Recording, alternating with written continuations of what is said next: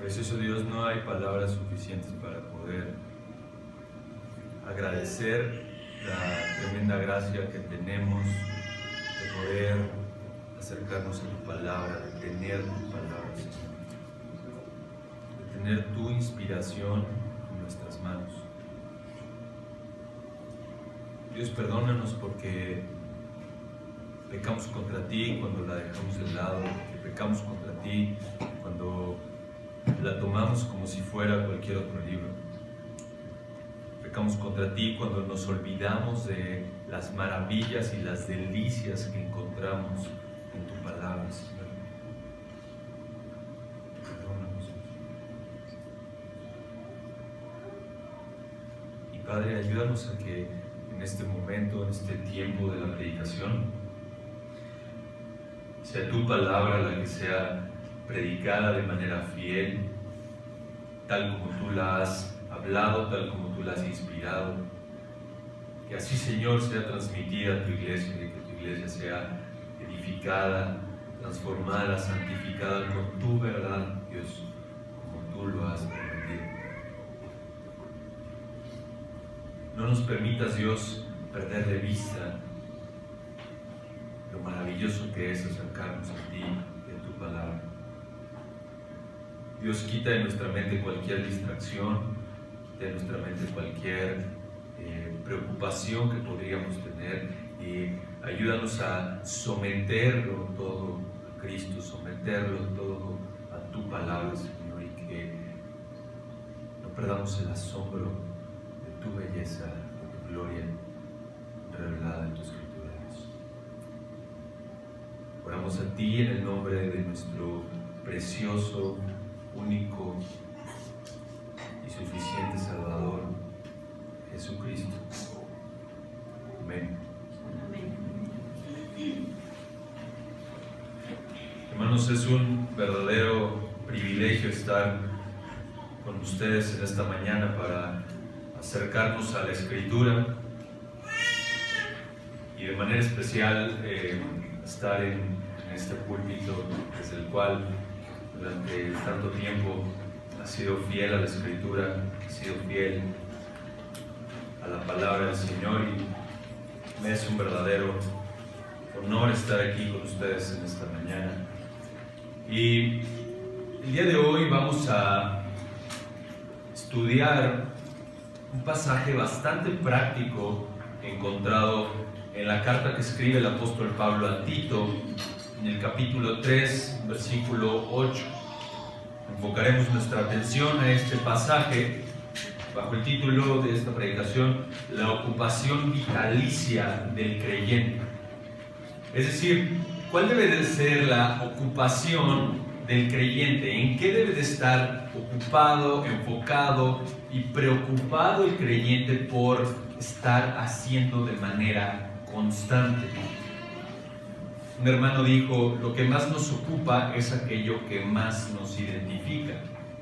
Es decir, cuando nos preguntan ¿a qué te dedicas?, típicamente contestamos: me dedico a trabajar, me dedico a estudiar, me dedico a vender autos, me dedico a comercializar, lo que sea. E identificamos nuestra ocupación con aquello que le invertimos más tiempo, y típicamente lo ligamos con nuestras responsabilidades laborales o escolares en muchas ocasiones. Entonces, relacionamos nuestra mayor inversión de tiempo con aquello que más nos interesa, con aquello a lo que más nos dedicamos. Tristemente tendemos a relacionar nuestra ocupación con cosas terrenales, y esa es la realidad. Tendemos a relacionar nuestra responsabilidad, nuestra ocupación, con aquello que le invertimos más tiempo, y es algo terrenal.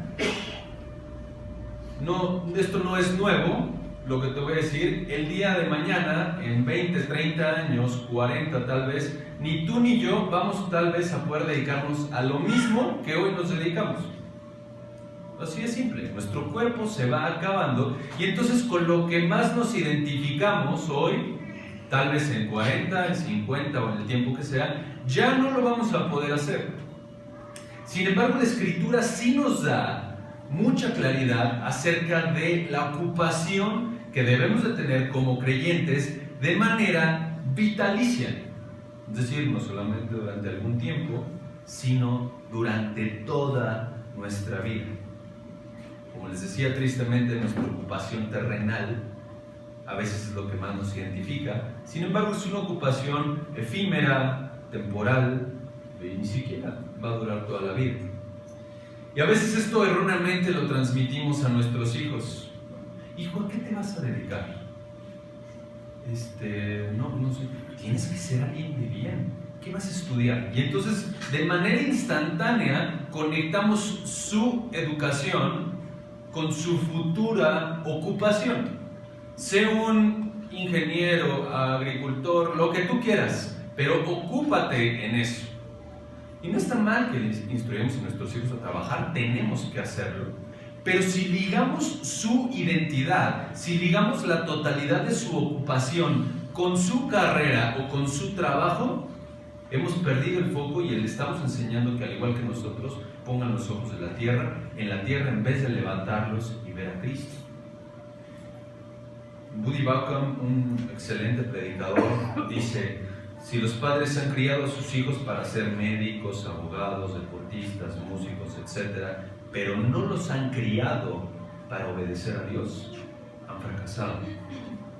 En ese sentido, la ocupación que tenemos como creyentes es un tema fundamental de nuestra vida cristiana. ¿Cómo debemos de ver nuestra ocupación desde una perspectiva bíblica? Es decir, ¿qué es aquello que más nos debe preocupar? ¿Qué es aquello que más nos debe de ocupar? ¿A qué le deberíamos estar invirtiendo más tiempo? Pablo nos responde esta pregunta a través de su carta a Tito, aquí en el capítulo 3, versículo 8. Leo el texto en la Biblia de las Américas. Palabra fiel es esta, y en cuanto a estas cosas quiero que hables con firmeza, para que los que han creído en Dios procuren ocuparse en buenas obras. Estas cosas son buenas y útiles para los hombres. Según lo que acabamos de leer, la ocupación fundamental del creyente, la ocupación vitalicia del creyente, son las buenas obras. El creyente debe de estar activamente ocupado en hacer buenas obras. Tú, como creyente, debes de estar ocupado en eso, según lo que dice este texto. Y para comprender un poco cómo funciona este hecho de que el creyente debe de estar ocupado en hacer buenas obras, vamos a entender, con base en este texto, el flujo de las buenas obras. Es decir, 3 pasos que sigue el flujo de las buenas obras para que seamos una iglesia que las pone en práctica. Y estos 3 pasos, o este flujo que siguen las buenas obras, es que las buenas obras van desde el púlpito, a través de los hermanos y hacia la sociedad. Las buenas obras van desde el púlpito, primer paso, a través de los hermanos, segundo paso, y hacia la sociedad, tercer paso. Esto lo detallaremos más adelante, no sin antes ver el contexto en el cual Pablo le está escribiendo a Tito y por qué las buenas obras son fundamentales para la iglesia en el contexto de Tito. Pablo le escribe a Tito, su delegado apostólico en la isla de Creta. Tito está en Creta, Pablo lo dejó ahí con un objetivo muy específico. Observa ahí Tito capítulo 1, versículo 5. Pablo le dice a Tito: por esta causa te dejé en Creta, para que pusieras en orden lo que queda y designaras ancianos en cada ciudad como te mandé. Es decir, Tito se va a encontrar con muchas situaciones en la iglesia, en las iglesias de Creta, en las cuales las iglesias están en desorden. ¿Y cuál es la responsabilidad de Tito? Tito tiene una autoridad apostólica delegada para poner en orden las iglesias. Y esto comienza a partir del versículo 5 poniendo ancianos que tengan calificaciones bíblicas, como después lo enumera. Entonces la responsabilidad que Tito tiene no es nada sencilla. Poner en orden una iglesia no es nada sencillo, y nuestro pastor nos puede dar bastante testimonio de eso. Poner en orden una iglesia que no obedece la Escritura no es sencillo. Y así fue el pasado de muchos de nosotros que nos encontramos en iglesias seguramente bastante desordenadas. Sin embargo, Dios en su misericordia ha dado pastores que aman la Escritura y que obedecen en un sentido este mandato de ordenar la iglesia conforme a la Biblia. Esa es la responsabilidad de Tito. Tito debe de desarrollar iglesias sanas a través de predicar la sana doctrina. Ese es el punto de la carta de manera general. Tito predica la sana doctrina, permanece haciéndolo, muere en la línea, predica la sana doctrina para que eso impacte a la iglesia y entonces la iglesia crezca de manera saludable. La tarea de Tito, como les decía, no es fácil. Debe de destituir ancianos no calificados, colocar ancianos calificados, tapar la boca de los falsos maestros, enseñar la doctrina sana de manera incesante, correr a los que causan divisiones, entre otras situaciones. Entonces Pablo le escribe esta carta, ¿para qué? Para que Tito no se olvide de la responsabilidad que tiene. Para que Tito no se olvide de por qué está en Creta, cuál es el objetivo con el cual él, el apóstol Pablo, le dejó en Creta. El enfoque de Tito debe de ser: enseña la sana doctrina, la iglesia se va a ver impactada por esa sana doctrina que prediques, que proviene de la Escritura, y entonces vivirá conforme a esa sana doctrina. Entonces el tema principal de la carta es una amalgama, una combinación entre la sana doctrina que Tito debe de predicar y la sana doctrina que la iglesia debe de poner en práctica. Típicamente nos identificamos: yo me congrego en una iglesia de sana doctrina. ¿Y cómo está su tiempo de oración, hermano? No, yo ya no oro, hermano, yo ya estoy muy sana doctrina. No, hermano, no. Nuestra doctrina debe impactar nuestra vida de manera importante. Es decir, si nuestra doctrina fluye de la Escritura, nuestra vida no puede permanecer siendo la misma. Debemos de vivir conforme a lo que aprendemos constantemente. Como les decía, el tema principal de esta carta es esta combinación entre la sana doctrina que debe de ser enseñada y la práctica de las buenas obras adentro de la iglesia. Y estas buenas obras derivan de la obra transformadora del Espíritu Santo a través de la predicación de la sana doctrina. Entonces, la sana doctrina y las buenas obras son la constante de Pablo en esta carta. Constantemente Pablo está diciendo: sé sano en la fe, predica la sana doctrina, enseña la sana doctrina, y entonces la iglesia produzca buenas obras, adornen la doctrina, compórtense de esta manera conforme a lo que ya han aprendido. Y es muy interesante que Pablo haga ese énfasis de las buenas obras por la condición en la que está Creta. Creta, como lo vemos en el versículo 12, vayan ahí al capítulo 1, versículo 12, Pablo dice: uno de ellos, su propio profeta, dijo: los cretenses son siempre mentirosos, malas bestias, glotones ociosos. Esa es la situación en la que se encontraba la isla de Creta. Creta no estaba en una situación moral sencilla. La situación moral de Creta era terrible. Y en vez de que Pablo le diga a Tito: oye Tito, mira cómo está Creta, está terriblemente malo moralmente hablando, bueno, la iglesia se debe de acoplar a esa moral terrible, Pablo le dice todo lo contrario. Debido a que la iglesia ha sido comprada por la sangre de Cristo, debido a que la iglesia es distinta al mundo, que la luz de las buenas obras de la iglesia alumbre con más intensidad en medio de esas densas tinieblas que estaban en Creta. ¿Cómo brillarán nuestras buenas obras cuando la sana doctrina es predicada puesta en práctica por la iglesia. Entonces, como iglesia, mis queridos hermanos, no somos llamados a acoplarnos al mundo, no somos llamados a acoplarnos a lo que el mundo demanda. Es decir, si el mundo demanda que desde el púlpito se enseñe cosas que hagan, sentir muy bonito a la audiencia, porque entonces voy a llenar aquí muy rápido, esa no es mi responsabilidad. Mi responsabilidad como predicador es ser fiel al texto sin importar lo que el mundo piense. No busco la aprobación del mundo, busco ser fiel al texto. El mismo hermano que les decía hace rato, Rudy Bauckham, dice: no violaré la enseñanza del texto para sonar más apropiado para la cultura. La cultura no dicta la agenda, la escritura dicta la agenda. Eso debía de ser Tito. No debía de acoplar un poquito su enseñanza, pues para que no le suene muy ofensivo, para que no le suene muy mal. No, Tito va a entregar cuentas. El predicador va a entregar cuentas. Y cuando estemos cara a cara con Dios entregando cuentas de lo que enseñamos, nos va a importar ni un poco lo que el mundo pensaba de nuestra enseñanza. Un jugador americano tiene es un jugador cristiano, y él dice: tengo audiencia de una sola persona.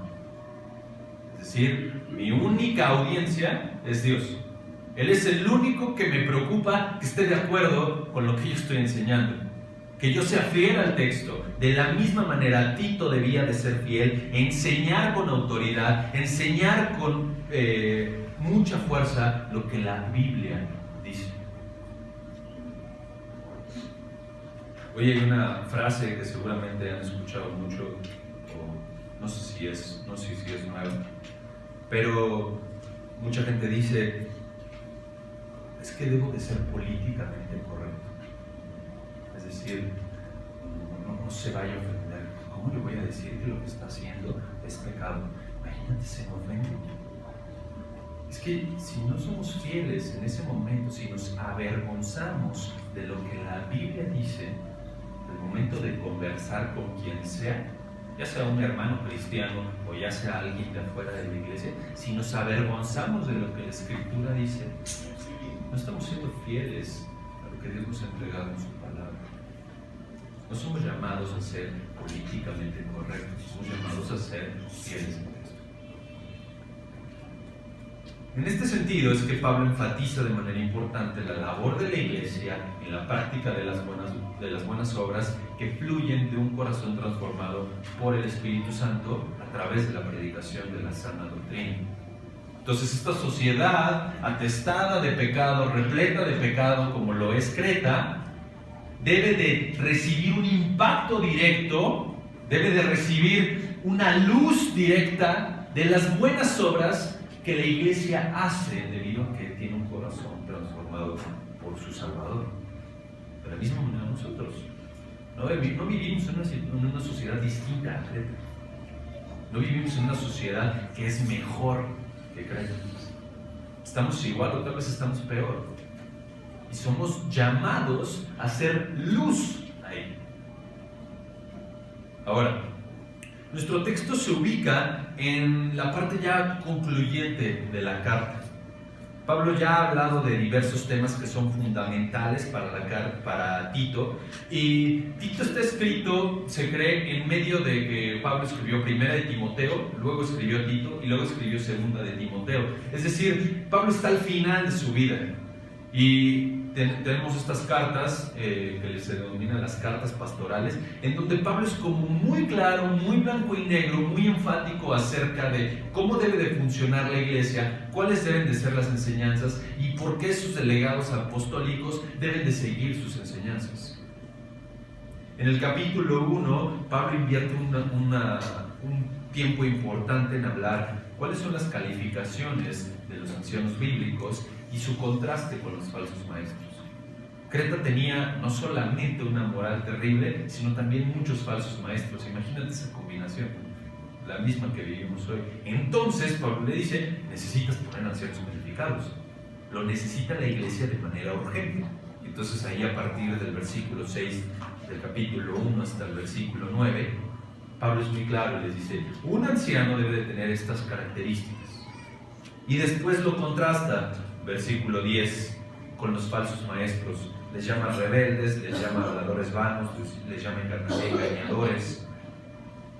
Le pide a Tito que debe de taparles la boca. Y entonces en el capítulo 2, como lo vemos ahí a partir del versículo 1, Pablo vuelve a hacer otro contraste y les dice, así son los falsos, así es Creta en cuanto a su moral, ¿ok? Tito, tú no seas así. Tú, versículo 1 del capítulo 2, enseña lo que está de acuerdo con la sana doctrina. Permanece ahí en la línea. No te acoples al mundo, sigue enseñando la sana doctrina. Y después, a partir del versículo 2 en adelante, Pablo le dice a Tito, cómo esa sana doctrina cambia la vida de cada grupo en la iglesia. Es decir, no es que la sana doctrina, no es que la enseñanza bíblica solamente cambie la vida del pastor. Lo vemos como la vida del predicador, como lo vemos ahí en el capítulo 2, debe de cambiar la vida de los ancianos, es decir, los más grandes en la iglesia. Debe de cambiar la vida, versículo 3, de las ancianas, es decir, de las mujeres mayores. Debe de cambiar la vida de los jóvenes, versículo 6. Debe de cambiar la vida de los siervos o de los trabajadores. Y así sucesivamente. Pablo habla de cada grupo que hay en la iglesia, el cual debe de ser cambiado y transformado, debe de llevar una vida distinta a la del mundo por la enseñanza que fluye de la Escritura. Versículo 15, Pablo cierra este capítulo 2 diciéndole a Tito, esto habla, exhorta y reprende con toda autoridad, que nadie te menosprecie. Es decir, todo esto que te estoy diciendo, toda esta práctica de la sana doctrina, que debe de cambiar a las iglesias, que debes de poner en orden, enséñalo, háblalo, exhórtalo, reprende con toda autoridad. La carta de Pablo a Tito también funciona como un aval de lo que Tito estaría haciendo. Imagínate que llega una persona a una iglesia de Creta y dice, yo vengo de parte de Pablo, a ver, ¿qué calificaciones tienes? No, no estás calificado, a ver, tú sí, ok, tú puedes ser un anciano. ¿Qué te pasa? ¿Estás loco? ¿Cómo sé que vienes de Pablo? Entonces la carta le servía como un aval de lo que iba a estar haciendo y de lo que Pablo le estaba mandando a hacer para poner en orden. Por eso Pablo le dice que nadie te menosprecie. El capítulo 3, que es el capítulo concluyente y el capítulo en el cual se encuentra nuestro texto, Pablo le dice, comienza diciéndole a Tito que la iglesia debe de sujetarse a los gobernantes. Y así como lo era en Creta, seguramente lo es hoy, donde hay un montón de grilleros, ¿no? Y a veces desde el púlpito animan a la iglesia que sean igual de grilleros. Vamos a manifestarnos aquí porque no estamos de acuerdo con lo que dijo el gobernante. Oye, brother, ve el texto, sujétate al gobernante, ha sido puesto por Dios. Y entonces es muy interesante que Pablo le pide a la iglesia a través de Tito que marque una diferencia con la sociedad a través de sujetarse a los gobernantes. Y eso también es muy común hoy. Típicamente, cuando platicas con cualquier persona, cristiana o no cristiana, lo primero que hace es quejarse del gobierno. No, es que estamos así, porque mira el gobierno, todo lo que hace, no sé qué. ¿Qué tal si obedeciéramos este texto diciendo, pues, Dios los puso ahí, Él es el que gobierna todo, me sujeto a esa autoridad, soy obediente, debo estar preparado para toda buena obra, versículo 1, no hablo mal de ellos, soy amable.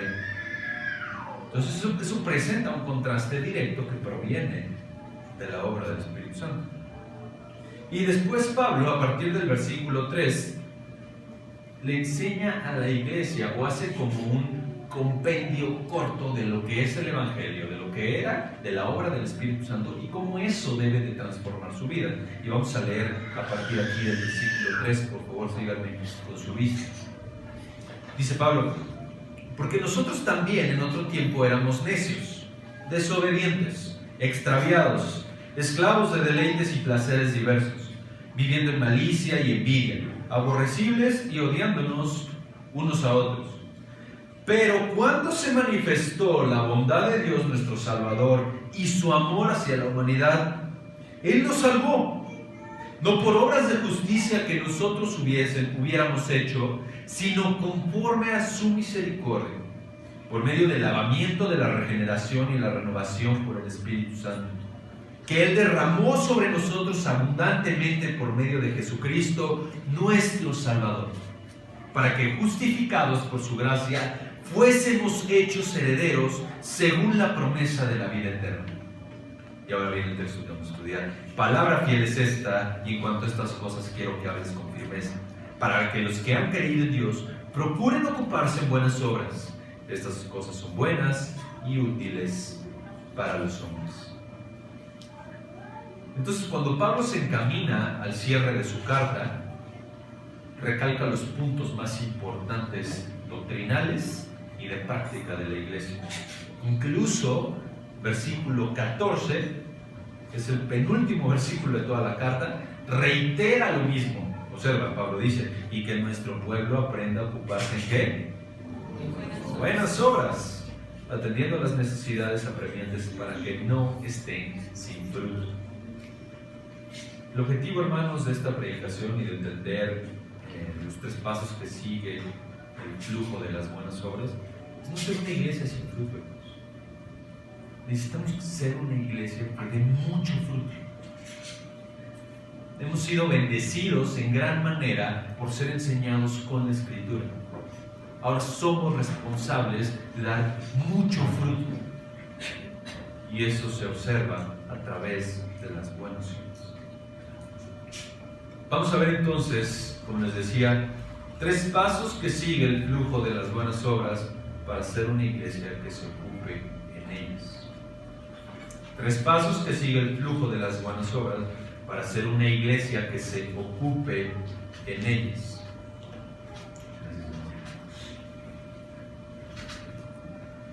Las buenas obras van, primer paso, desde el púlpito; segundo paso, a través de los hermanos; tercer paso, hacia la sociedad. Primer paso, desde el púlpito. Pablo le dice en el versículo 8 a Tito: palabra fiel es esta, y en cuanto a estas cosas quiero que hables con firmeza. Palabra fiel, esta frase se refiere a palabras fidedignas, dignas de ser escuchadas, dignas de ser atendidas, dignas de ser obedecidas. Pablo utiliza esta frase al menos 5 veces en las epístolas pastorales para enfatizar verdades fundamentales del Evangelio y de la vida de la iglesia. Vayan, por ejemplo, ahí a 1 Timoteo, dejen un separador en Tito, regresen algunas páginas y vayan a 1 Timoteo 1:15. 1 Timoteo 1:15. ¿Quién quiere darle lectura a este texto? No se muteren, ¿quién quiere leer?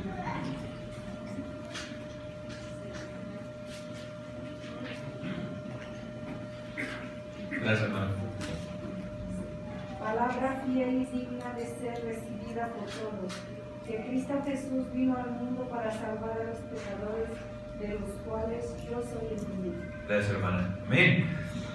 También utiliza esta misma frase en el capítulo 3, cuando empieza a hablar de las calificaciones de los obispos. Y dice: palabra fiel es esta, si alguno aspira al cargo de obispo, buena obra de ser. También la utiliza en 2 de Timoteo 2:11. Vayan ahí unas páginas adelante. 2 de Timoteo 2:11. 2:11 al 13. ¿Quién más quiere leer estos 3 versículos? 2 del 11 al 13, 2 de Timoteo. Gracias, hermano. Palabra fiel es esta, que si morimos con Él, también viviremos con Él. Si perseveramos, también reinaremos con Él. Si le negamos, Él también nos negará. Si somos infieles, Él permanece fiel, pues no puede negarse a sí mismo. Gracias, hermano. Entonces, cuando Pablo utiliza esta frase introductoria de palabra fiel, está hablando de verdades, como les decía, fundamentales para la iglesia. Palabras que deben de ser escuchadas, palabras que son dignas de ser recibidas, y palabras que de manera importante, como lo dice aquí el versículo 8, deben de ser enseñadas por Tito en este caso. Este es el púlpito, hermanos, que primordialmente se exhorta a la iglesia a las buenas obras, y este es el púlpito desde el cual de manera primordial proviene la enseñanza de la sana doctrina para que la iglesia sea transformada y entonces se ocupe en las buenas obras. Ahora, ¿cuál es esta palabra fiel a la que se refiere Pablo aquí en Tito? Dice, palabra fiel es esta. ¿Qué se refiere con esta? Y son las mismas que después dice, y en cuanto a estas cosas quiero que hables con firmeza. Pues se refiere principalmente a los versículos 3 al 7 que acabamos de leer aquí en el capítulo 2.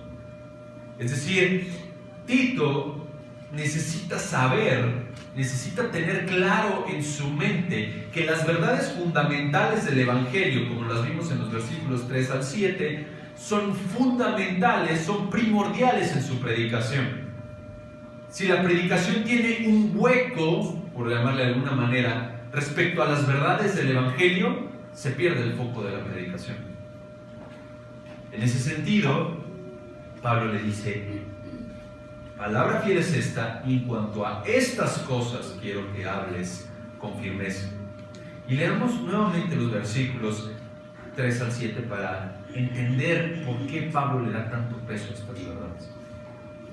Síganme con su vista, por favor.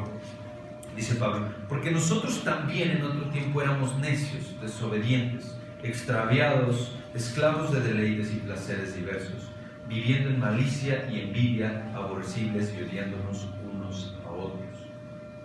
Pablo está haciendo aquí en este capítulo, en este versículo 3, como un resumen, un compendio rápido de la depravación total del hombre.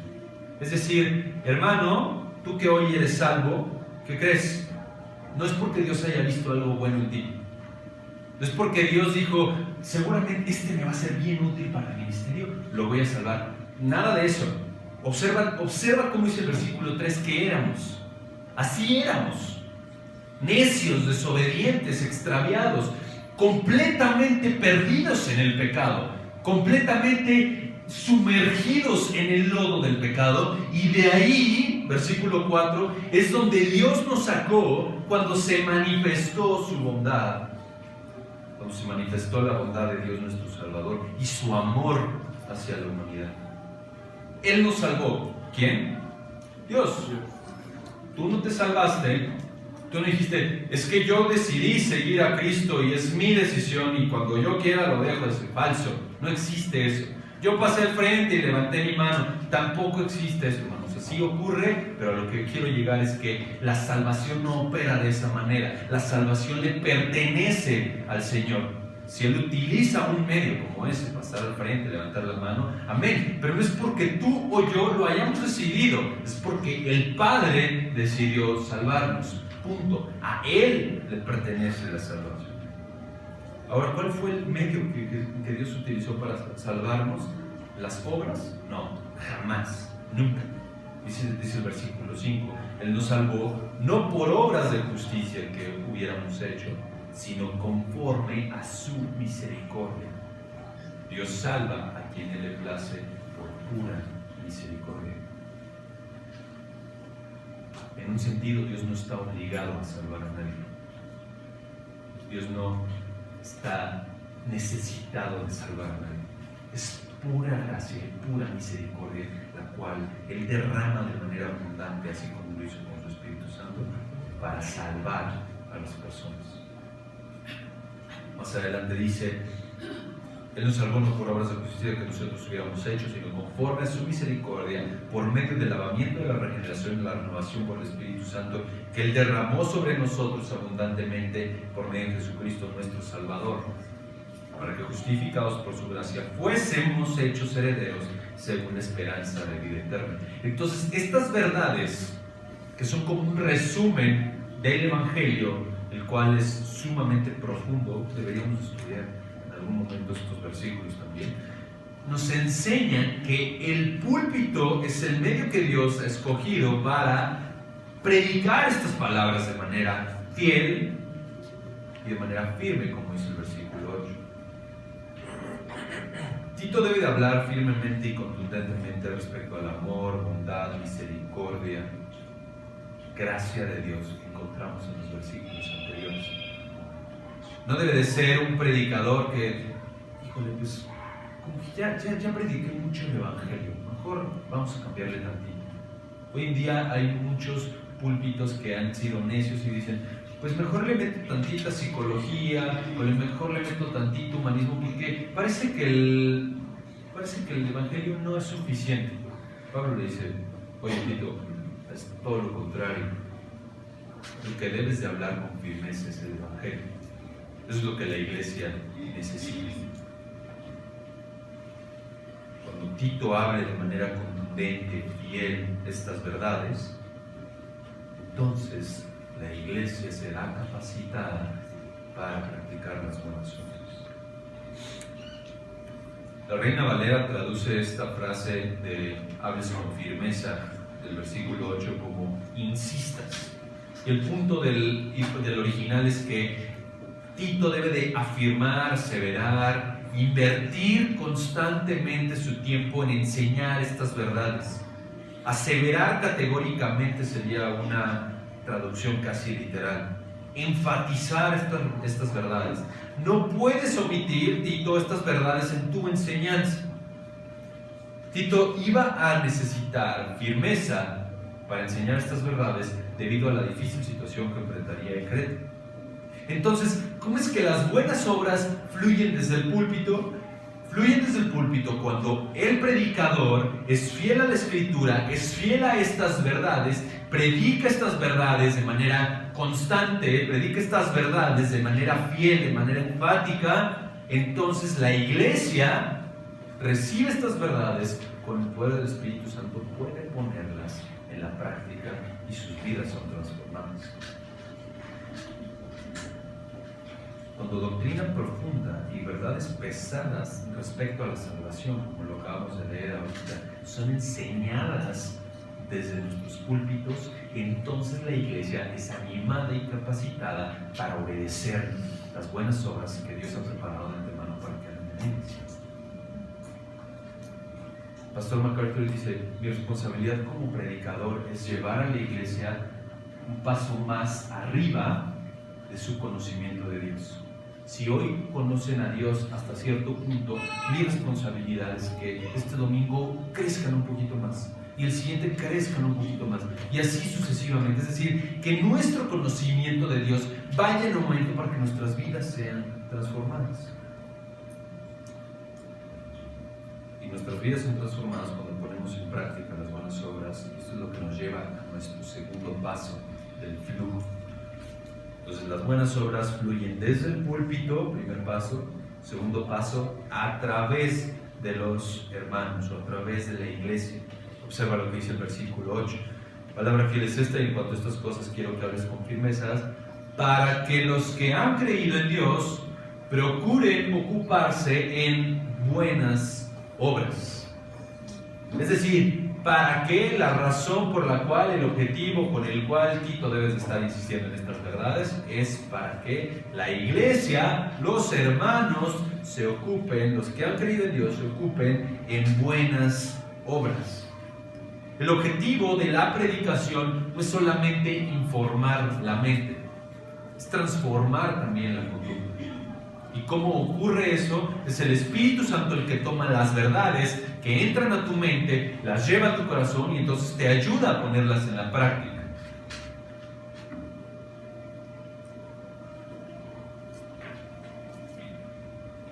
No solo informar la mente, sino transformar, cambiar la conducta y el corazón.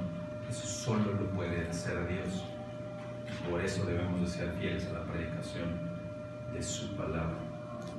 Pablo dice, los que han creído en Dios deben de ocuparse en buenas obras.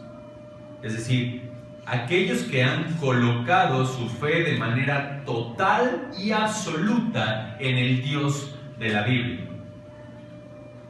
Y entonces Pablo es bastante exclusivo en esta sección de la carta, porque dice, no que todos se ocupen en buenas obras, los que han creído en Dios deben de ocuparse en las buenas obras. Porque antes Pablo dijo, las buenas obras no salvan a nadie.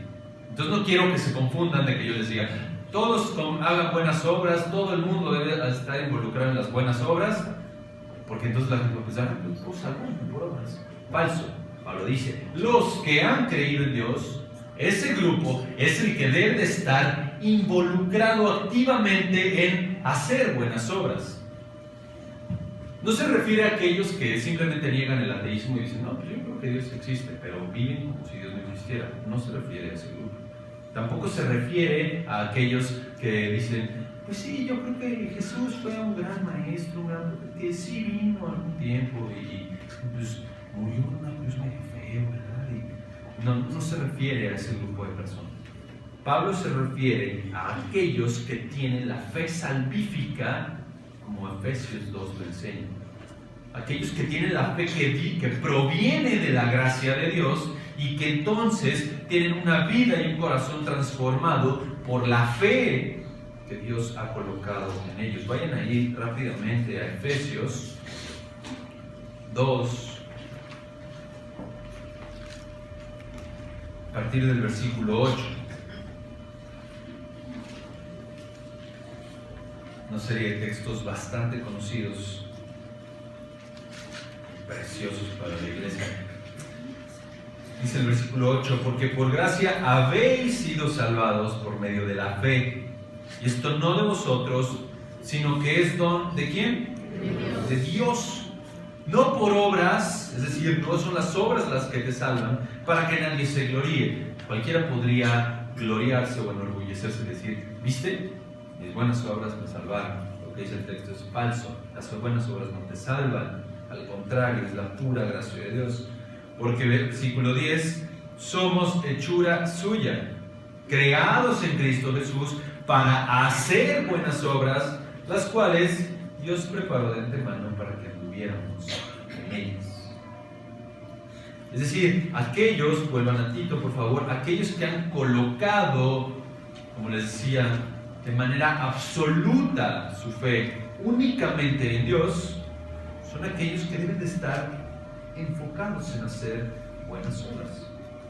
La Biblia textual traduce este texto como los que han creído a Dios, es decir, aquellos que han puesto su confianza absoluta en las promesas del Dios Trino, del Dios de la Biblia.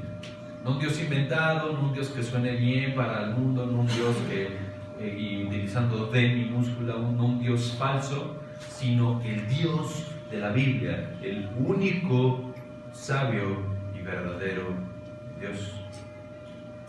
La iglesia debe de entonces, versículo 8, debe de ocuparse o procurar ocuparse en buenas obras. Dice el texto, procuren ocuparse en buenas obras, es decir, estar listos para hacerlo. Estar, por un lado, interesados en hacerlas y por otro lado, estar listos para hacerlas. Así como, imagínate un corredor de 100 metros. ¿Alguien vio de las primeras carreras de Usain Bolt? O sea, era un cuate otro nivel, cuando lo veías preparado, concentrado para correr, y entonces al momento de iniciar la carrera, arrancar hasta el tope y marcar récords del mundo. De la misma manera, el creyente debe de estar así, listo, preparado, para que en cualquier momento él esté ofrecido, él esté listo, él esté dispuesto para dar el máximo para hacer buenas obras. Es decir, debe de tener tanto la preparación a través de la sana enseñanza como la actitud para hacer las buenas obras.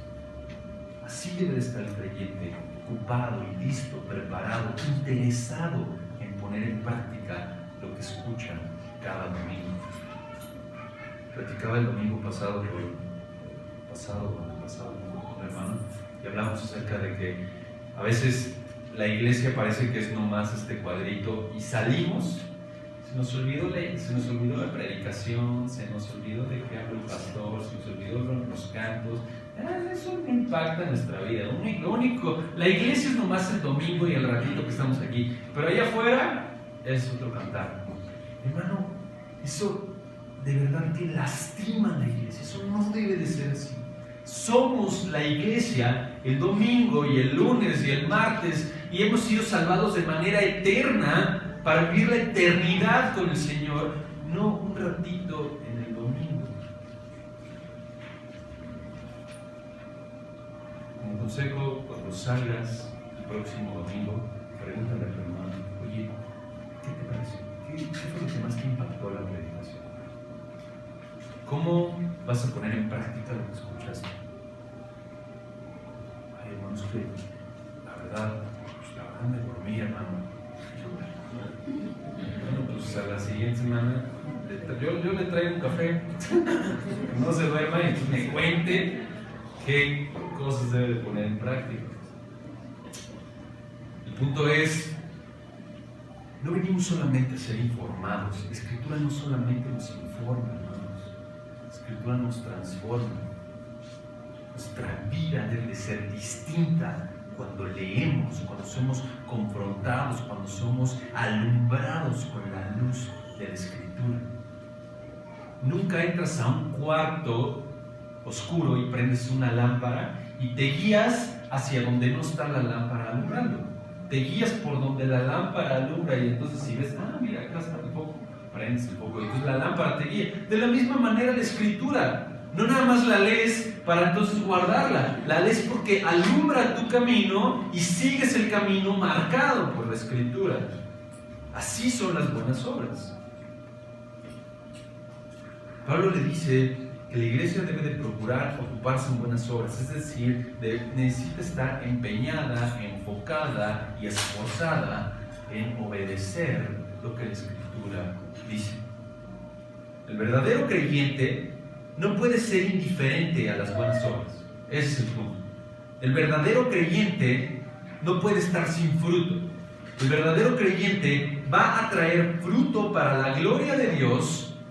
¿Por qué? Porque la obra del Espíritu Santo está en él. ¿Y cómo se verá? A través de las buenas obras. Ahora, hay un punto muy importante a recalcar. Ya lo había dicho hace un momento, pero quiero reiterarlo. Las buenas obras no son el medio de la salvación.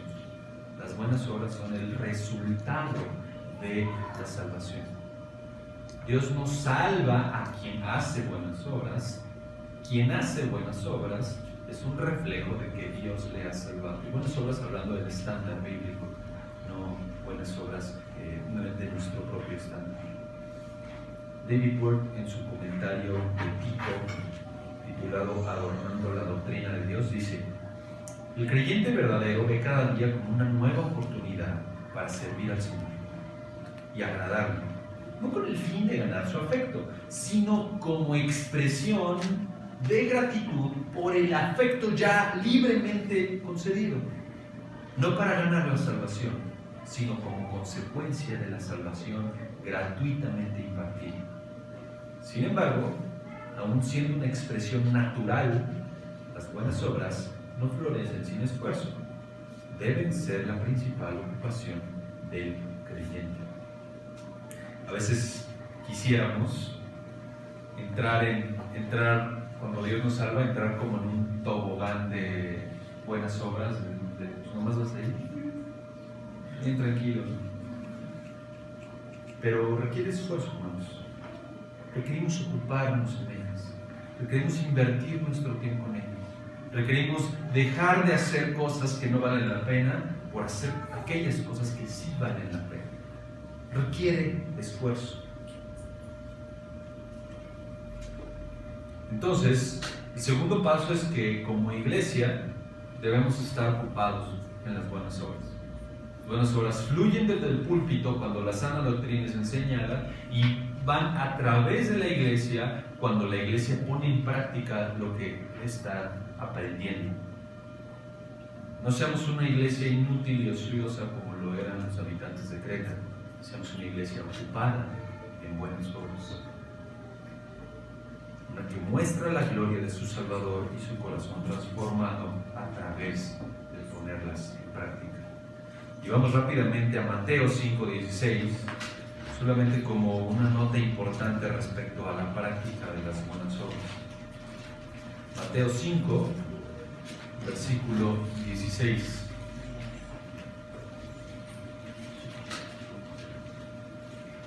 Mateo 5, versículo 16 dice: así brille vuestra luz delante de los hombres para que vean vuestras buenas acciones y glorifiquen a vuestro Padre que está en los cielos. La nota importante de Mateo es: tú no eres el importante de las buenas obras. Tú no eres el enfoque de las buenas obras. Tú no eres el que debe de levantarse el cuello cuando pones en práctica lo que la Escritura enseña. La gente tiene que ver a Dios. Ese es el objetivo. Que glorifiquen a Dios. Que vean a Dios. No que me vean a mí, no que te vean a ti. En ese sentido, las buenas obras, paso número 3 o tercer paso, fluyen hacia la sociedad. Desde el púlpito, a través de los hermanos y hacia la sociedad. Entonces dice el texto, lo voy a leer completo: palabra fiel es esta, y en cuanto a estas cosas quiero que hables con firmeza para que los que han creído en Dios procuren ocuparse en buenas obras. Estas cosas son buenas y útiles para los hombres.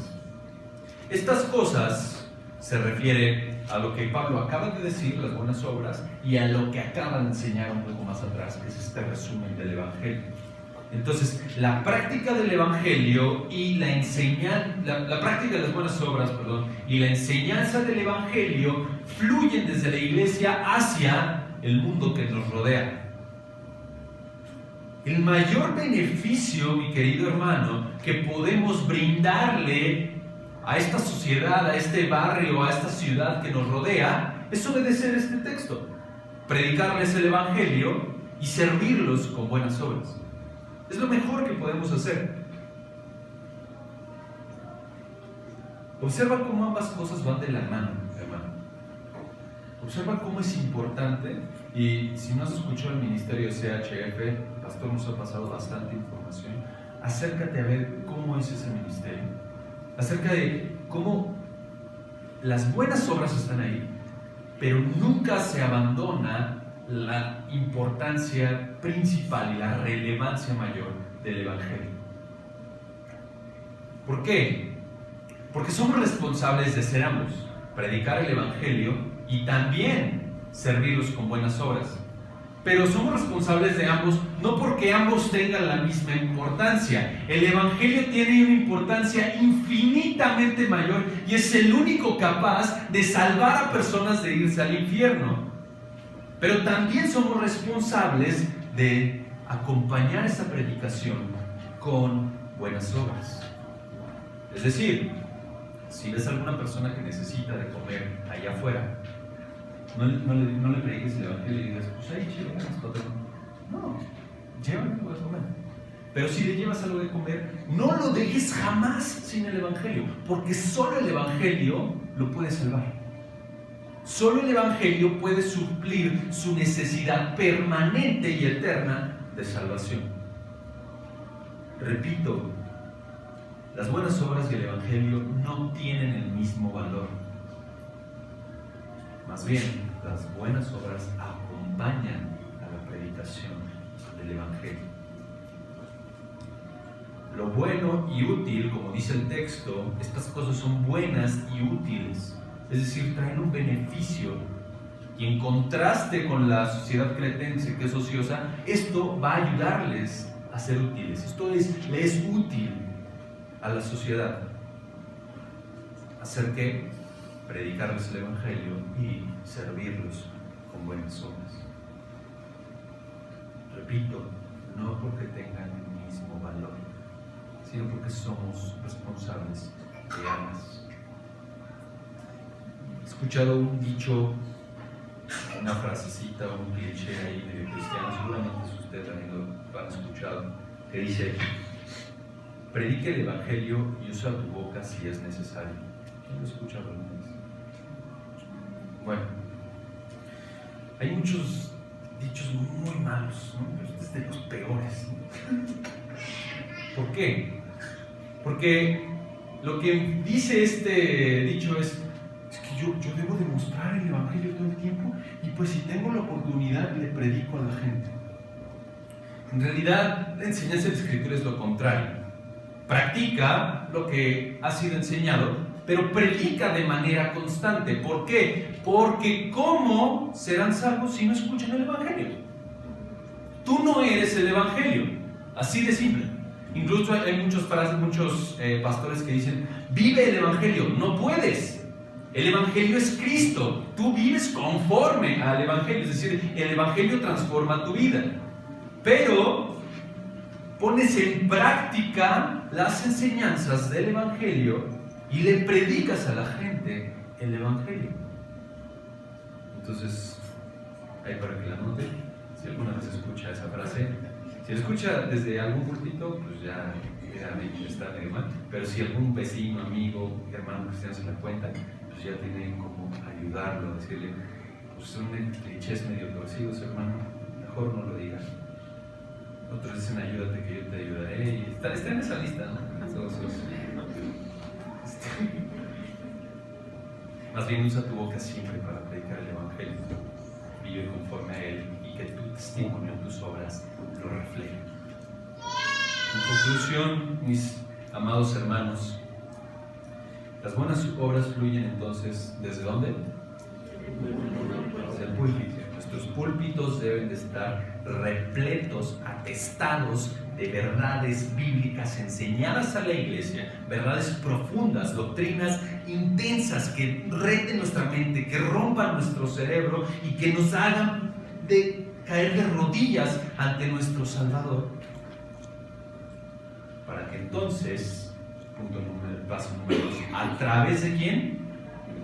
De los hermanos de la iglesia pongan en práctica esas verdades aprendidas, y siendo una iglesia que da mucho fruto, sirvamos ¿hacia dónde?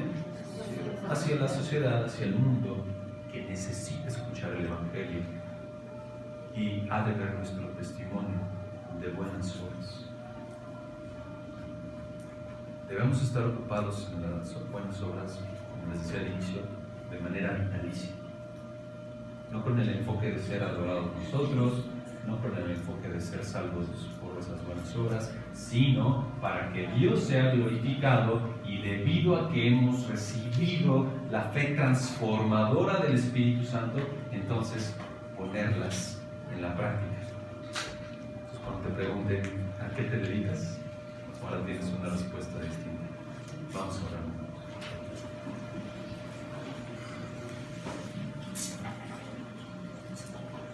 Precioso Dios, gracias por tus enseñanzas, que son siempre claras y contundentes, son siempre directas hasta lo más profundo de nuestro corazón.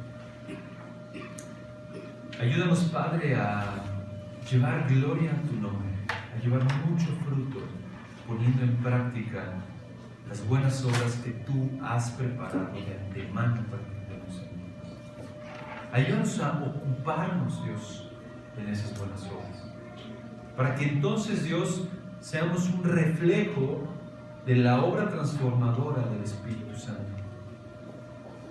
Y que Dios preserves tú este púlpito, esta iglesia, a cada uno de nosotros, siendo fieles a tu Evangelio, siendo fieles a tu palabra, a las verdades de tu Escritura, para que eso transforme de manera total, de manera absoluta nuestras vidas.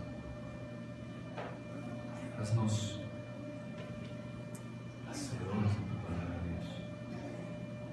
Gracias por tu palabra. En nombre de Jesús.